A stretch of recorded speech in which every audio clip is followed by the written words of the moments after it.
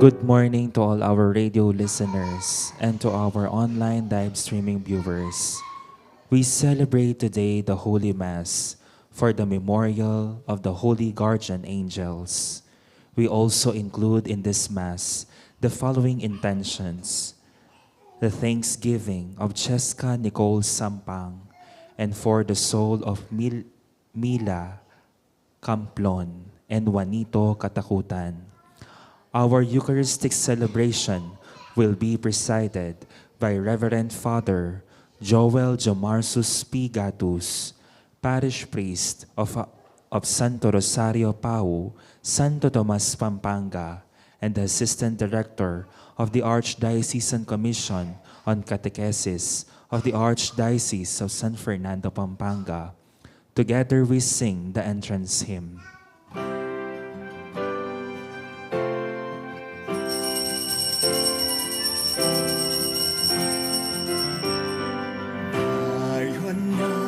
Magdiwang, maligayang tunguhin hambana ng Diyos sa Kanyang tahanan.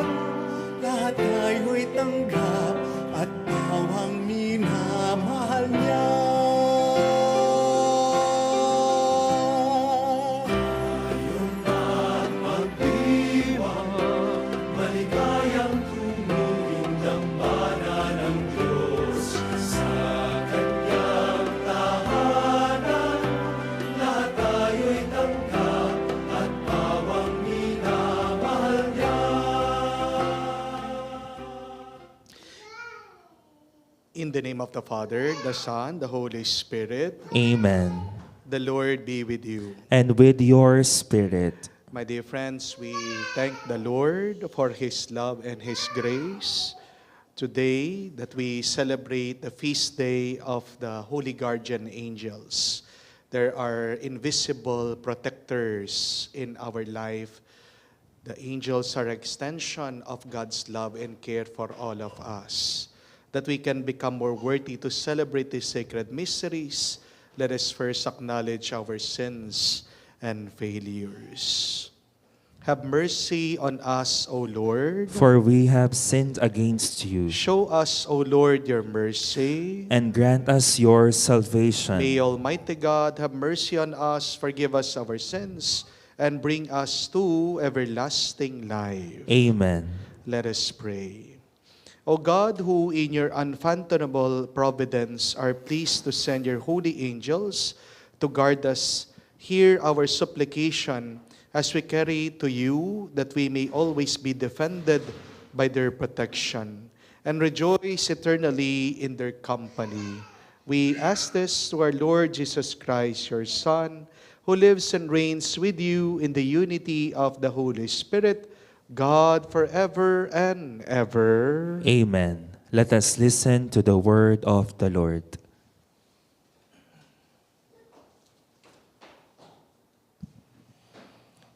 A reading from the book of prophet Zechariah.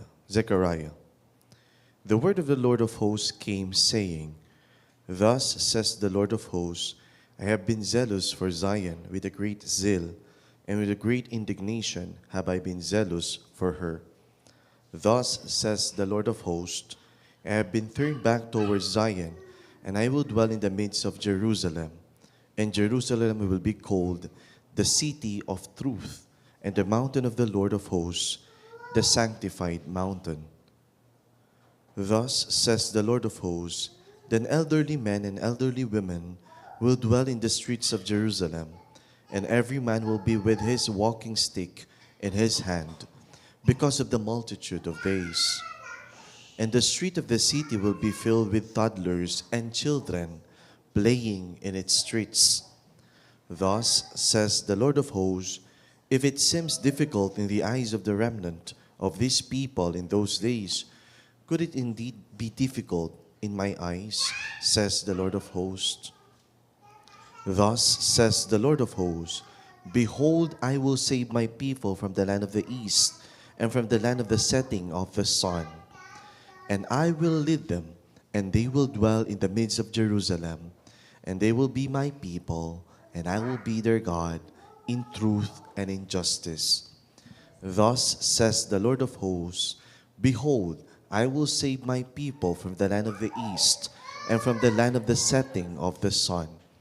And I will lead them, and they will dwell in the midst of Jerusalem, and they will be my people, and I will be their God, in truth and in justice. The word of the Lord. Thanks be to God. The Lord will build up Zion again and appear in all his glory. The Lord will build up Zion again and appear in all his glory. The nations shall revere your name, O Lord, and all the kings of the earth your glory. When the Lord has revealed Zion and appeared in his glory, when he has regarded the prayer of the destitute and not despised their prayer. The Lord will build up Zion again and appear in his all glory. Let this be written for the generation to come, and let his future creatures praise the Lord. The Lord looked down from his holy height. From heaven he beheld the earth, to hear the groaning of the prisoners, to release those doomed to die. The Lord will build up Zion again and appear in all his glory. The children of your servant shall abide, and their posterity shall continue in your presence, that the name of the Lord may be declared in Zion, and his praise in Jerusalem, when the peoples gather together, and the kingdoms to serve the Lord. The Lord will build up Zion again and appear in all his glory. Let us honor the holy gospel.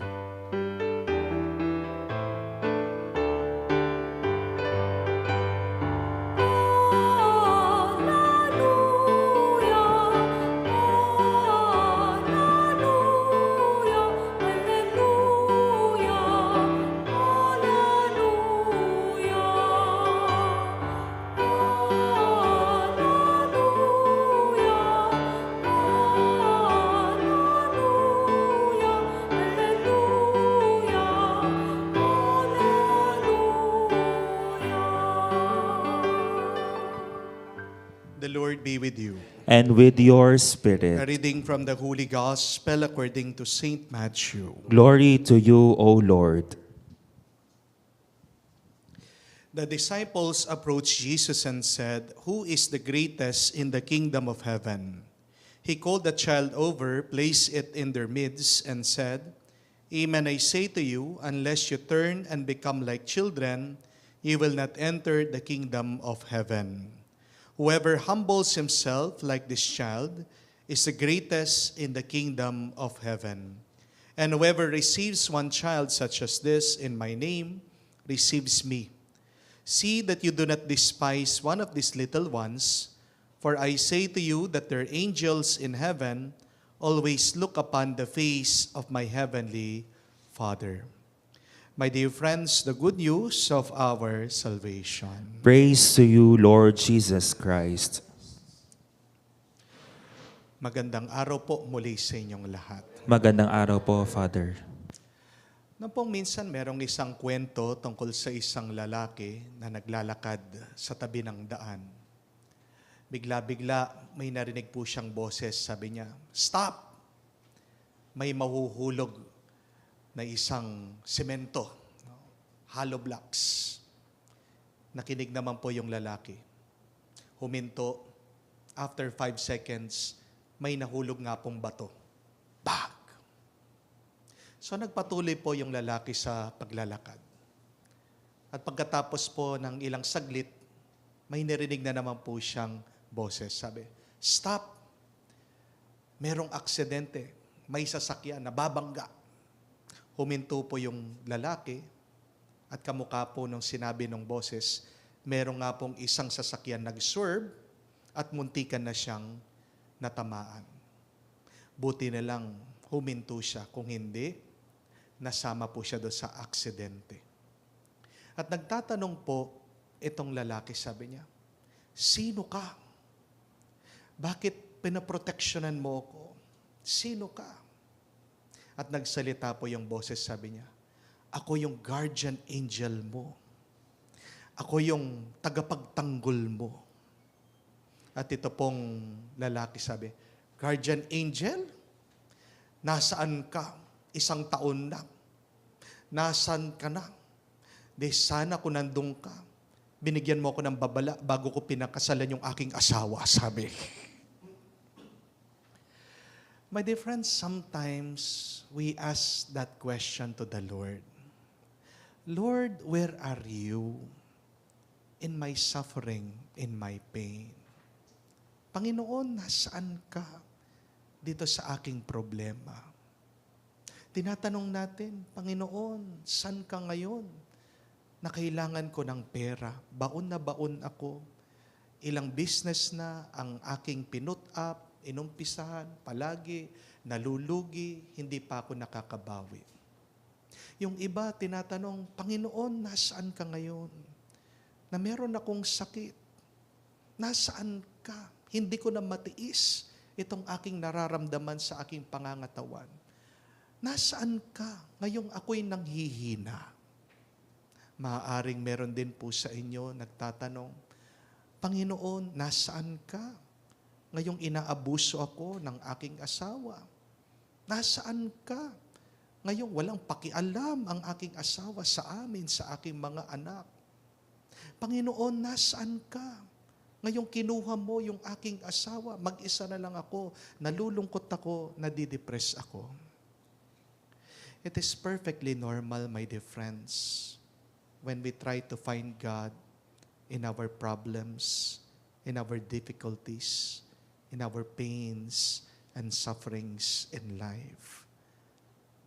But sometimes, we could not notice God in the times that we are happy, in the times that we do not have any problems, in the times of joy and peace. Bakit pag meron tayong problema, doon lang natin hinahanap ang Diyos? Di po ba? Pero pag okay ang lahat, pag wala tayong nararanasan na pagsubok, di man natin maalala ang Diyos. Where is God in our suffering, in our pains, in our problems, in our challenges? God is there. He's invisible. God is doing something. And where could we see and experience the love of God? They are there in the angels that He sends us.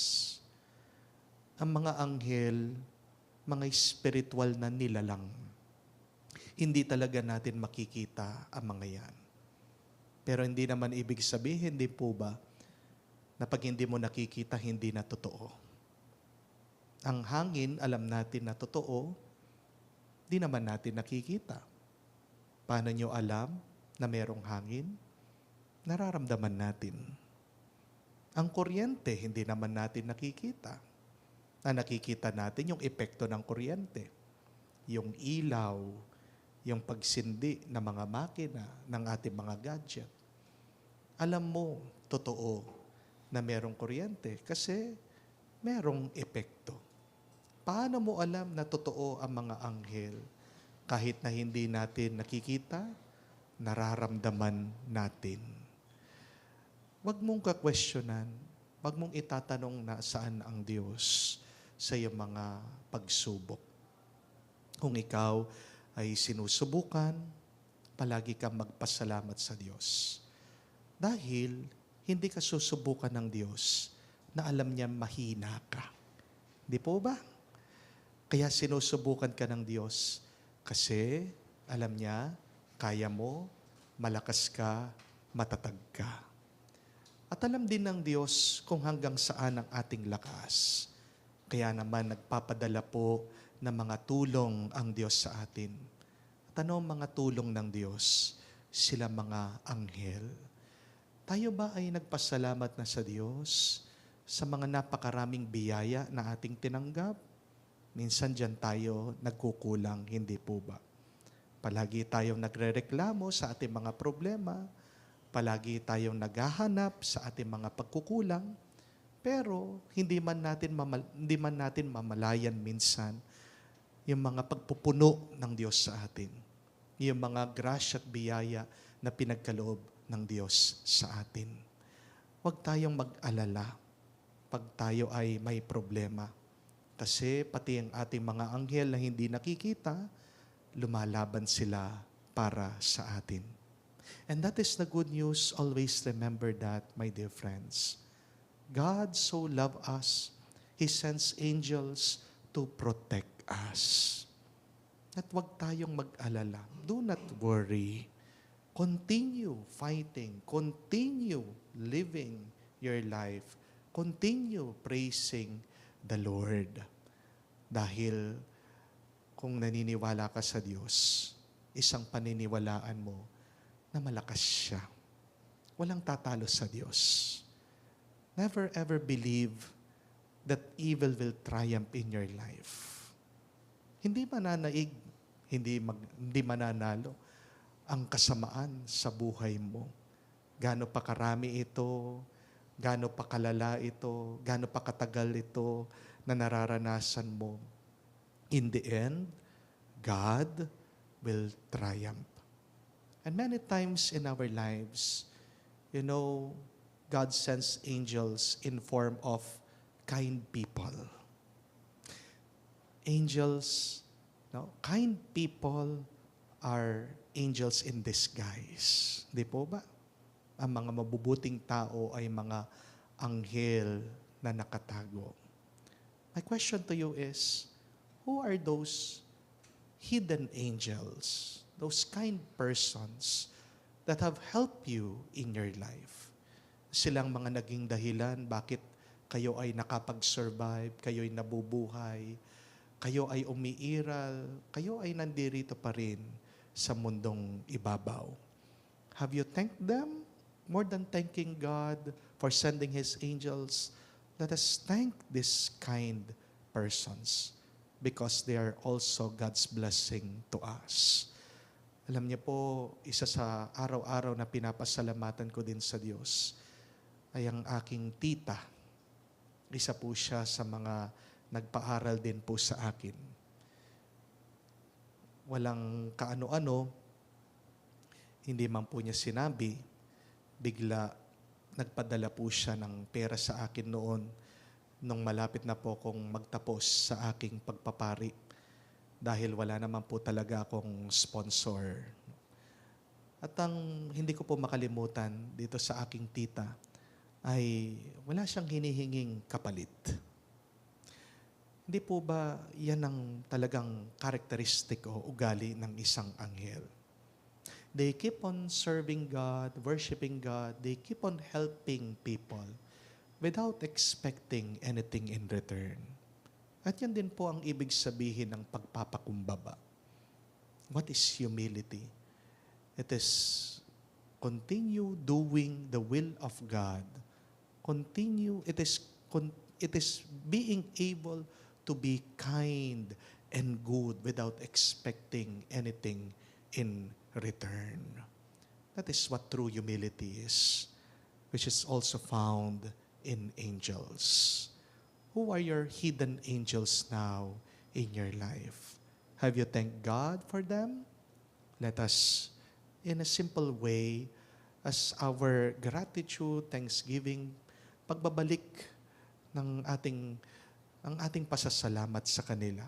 Isipin natin sila, pagdasal natin sila, at naway sila ay biyayaan din ng Diyos. We thank God for His angels. Though we cannot see them, we know that they are fighting an invisible battle, always protecting us. We say, thank you, Lord, for your love, for your angels. We love you. We praise you. Amen. Please stand. True disciples of Jesus is the one who lives as a servant to others. Let our prayer be, Lord, hear us. Lord, hear us. May all participants in the Synod in Rome, baptized into Christ, be prayerful in their retreat of preparation that they may be open to the action of the Holy Spirit.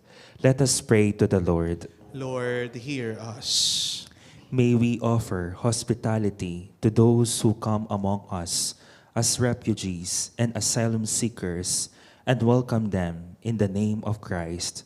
Let us pray to the Lord. Lord, hear us. May old men and old women sit down again in the squares of Jerusalem, along with the boys and girls, playing in incomplete peace, all free of the fear of violence.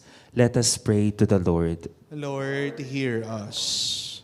May the holy guardian angels who sing and praise of God watch over each of us on our journey through life, protecting us from harm and leading us in goodness.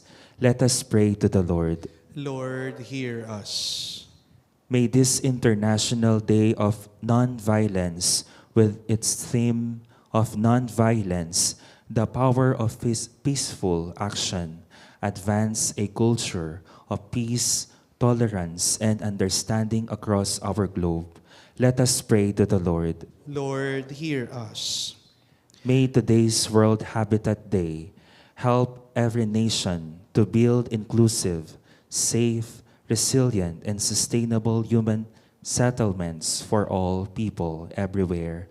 Let us pray to the Lord. Lord, hear us. May the Lord accept our thanksgiving and our personal intentions, the intentions of our radio listeners and online streaming viewers, the intentions being sent in different programs of our radio, the special intentions of the radio station of our archdiocese, and that all faithful departed, especially from our parish, community, and families, may enter the heavenly Jerusalem. Let us pray to the Lord. Lord, hear us. Gracious God, you search our hearts and you test us. Give us the grace to be loyal to you and loving towards our neighbor. We ask this through Christ our Lord. Amen. Together we sing the hymn for the preparation of the gifts.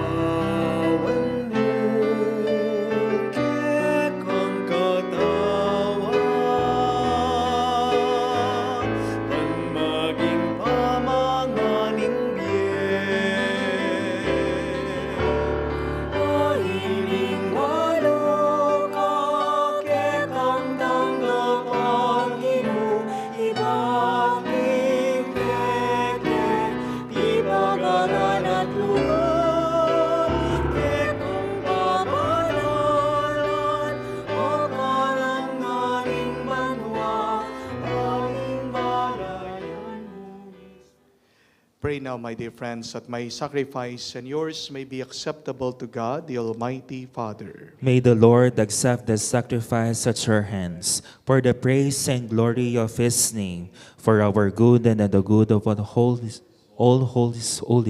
church. Receive, O Lord, the offerings we bring before you as we venerate the holy angels, and graciously grant that under their constant protection, we may be delivered from the present dangers and brought happily to life eternal.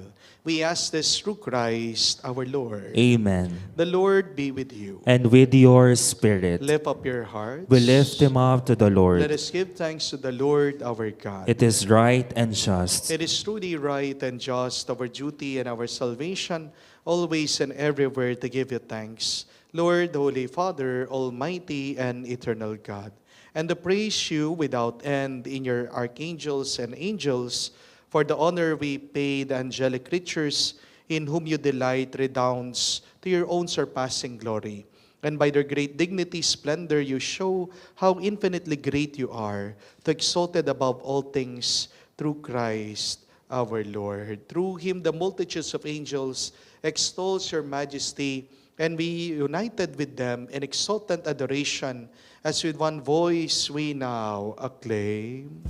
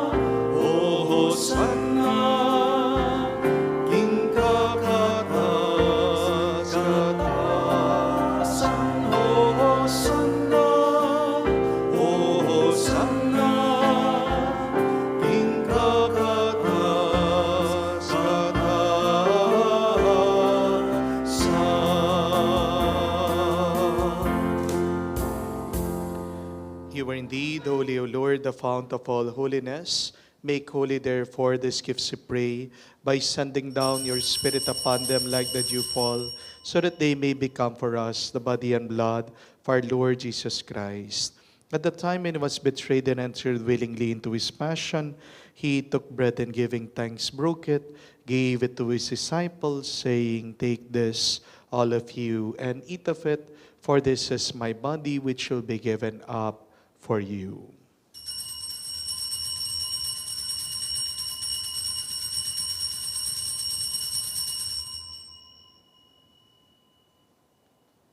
In a similar way, when supper was ended, he took the chalice, and once more giving thanks, gave the chalice to his disciples, saying, "Take this, all of you, and drink from it, for this is the chalice of my blood, the blood of the new and eternal covenant, which will be poured out for you and for many, for the forgiveness of sins. Do this in memory of me."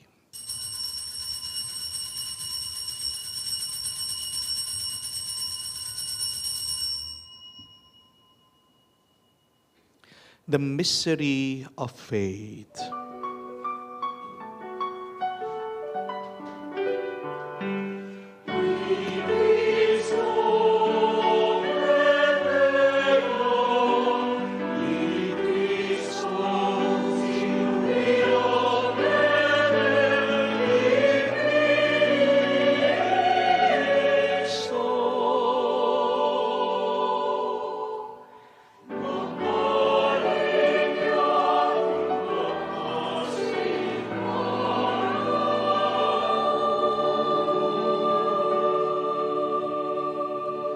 Therefore, as we celebrate the memorial of his death and resurrection, we offer your Lord the bread of life and the chalice of salvation, giving thanks that you have held us worthy to be in your presence and minister to you. Humbly we pray that partaking of the body and blood of Christ, we may be gathered into one by the Holy Spirit. Remember, Lord, your church spread throughout the world. bring her to the fullness of charity. Together with Francis, our Pope, Florentino, our Archbishop, and all the clergy. Remember also our brothers and sisters who have fallen asleep in the hope of the resurrection, and all who have died in your mercy. Welcome them into the light of your face. Have mercy on us all, we pray, that with the Blessed Virgin Mary, Mother of God, with Saint Joseph, her glorious spouse, with your blessed apostles, all the saints, Saint Ferdinand, Saint Gabriel, the Archangel, who have pleased you throughout the ages, we may merit to be co-heirs to eternal life, and may praise and glorify you to your Son, Jesus Christ. To him, with him, in him, O God, Almighty Father, in the unity of the Holy Spirit, all glory and honor is yours forever and ever. Amen. Amen. Amen. Amen. Amen. Amen.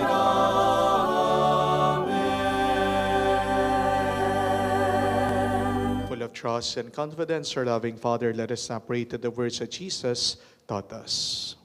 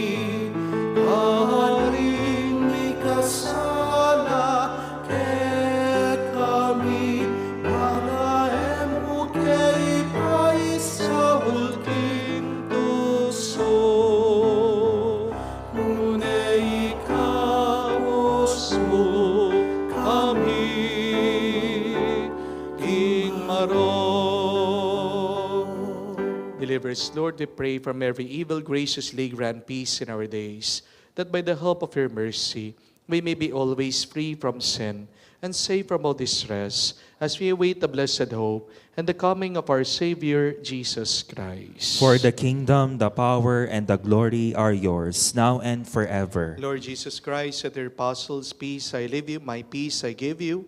Look not on our sins, but on the faith of your church. And graciously grant her peace and unity in accordance with your will, for you who live and reign forever and ever. Amen. The peace of the Lord be with you always. And with your Let spirit. us offer each other the sign of peace. Peace be with you. Peace be with you po. Peace be with you po.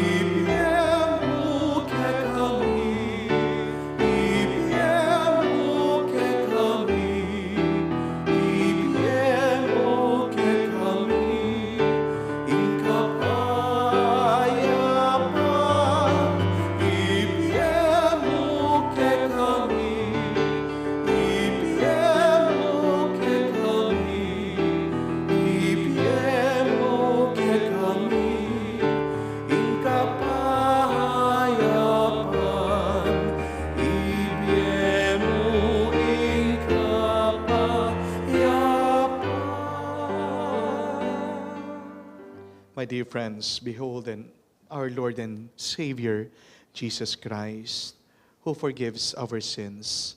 Blessed are we now come to be with him in the banquet of the Lamb.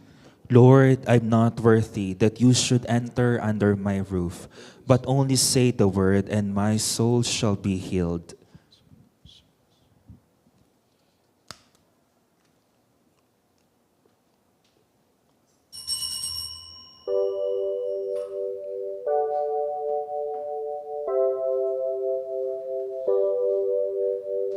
Angel of God, my guardian dear, to whom God's love commits me here, ever this day be at my side, to light and guard, to rule and guide. Amen. Amen. Amen.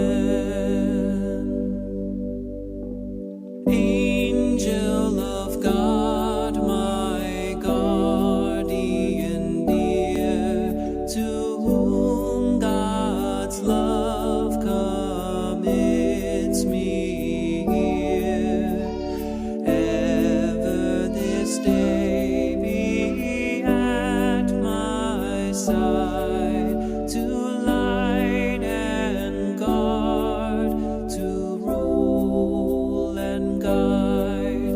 Amen. Amen. Amen. For our radio listeners and online streaming viewers who cannot physically receive the communion, we will join you in praying the act of spiritual communion. My Jesus, I believe that you are present in the most holy sacrament. I love you above all things, and I desire to receive you into my soul. Since I cannot at this moment receive you sacramentally, come at least spiritually into my heart.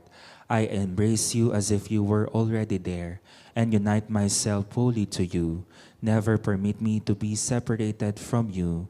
Amen. Let us pray.